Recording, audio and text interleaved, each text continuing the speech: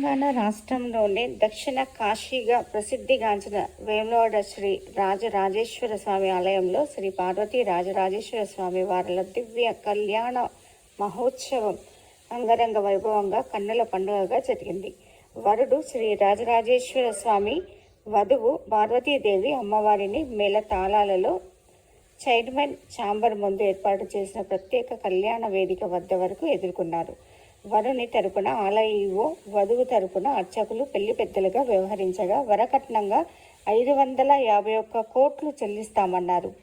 కన్యాదాతలుగా ఈశ్వర గారి సురేష్, నాగలక్ష్మి దంపతులు వ్యవహరించారు.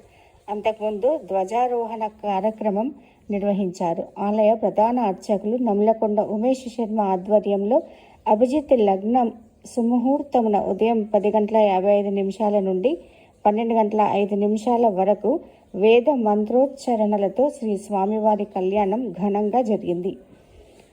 మరోవైపు శ్రీ స్వామివారి కళ్యాణం జరుగుతుండగా శివ పార్వతులు ఒకరిపై మరొకరు తలంబ్రాలు పోసుకొని శివుడిని పెళ్లాడినట్లు స్మరించుకున్నారు. శ్రీ పార్వతీ రాజరాజేశ్వర స్వామి వార్ల దివ్య కళ్యాణ మహోత్సవంకు శ్రీ రాజరాజేశ్వర స్వామి దేవస్థానం తరపున ఆలయ EO Vinod, municipal commissioner Anvesh అధికారులు మున్సిపల్ ఆఫీసు నుండి మేళ తాళాల మధ్య ఆలయంకు చేరుకొని స్వామివారల కళ్యాణంకు పట్టు వస్త్రాలు సమర్పించారు. శ్రీ పార్వతీ రాజరాజేశ్వర స్వామి వార్ల దివ్య కళ్యాణం తిలకించడానికి రాష్ట్రం నలుమూలల నుండి వేలాదిగా భక్తులు శివపార్వతులు తరలివచ్చారు.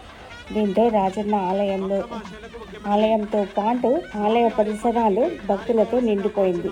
దాదాపు 2 గంటల పాటు జరిగిన కళ్యాణాన్ని భక్తులు ఆసక్తిగా తిలకించారు. ప్రధానంగా కళ్యాణం జరిగేటప్పుడు శివపార్వతులు చేతిలో త్రిశూలాలను కదిలిస్తూ ఒకరిపై ఒకరు తలంబ్రాలు పోసుకొని తమ భక్తి పారవశ్యాన్ని చాటుకున్నారు. రాజన్న ఆలయ పార్కింగ్ స్థలంలో భక్తులకు అన్నదానం. శివ కళ్యాణాన్ని చూసేందుకు భక్తులు వేములవాడ రాజన్న ఆలయానికి అధిక సంఖ్యలో వచ్చారు. దీంతో కళ్యాణం పూర్తయిన తర్వాత ఆలయ పార్కింగ్ స్థలంలో ఉచితంగా భక్తులకు అన్నదానాన్ని పంపిణీ చేశారు. ఈ సందర్భంగా అధిక సంఖ్యలో భక్తులు స్వామివారి అన్నప్రసాదాన్ని స్వీకరించి ఆకలి దప్పికలు తీర్చుకున్నారు. కన్నుల పండుగగా శివ కళ్యాణం జరిగిందని భక్తులు సంతోషం వ్యక్తం చేస్తూ తెలిపారు.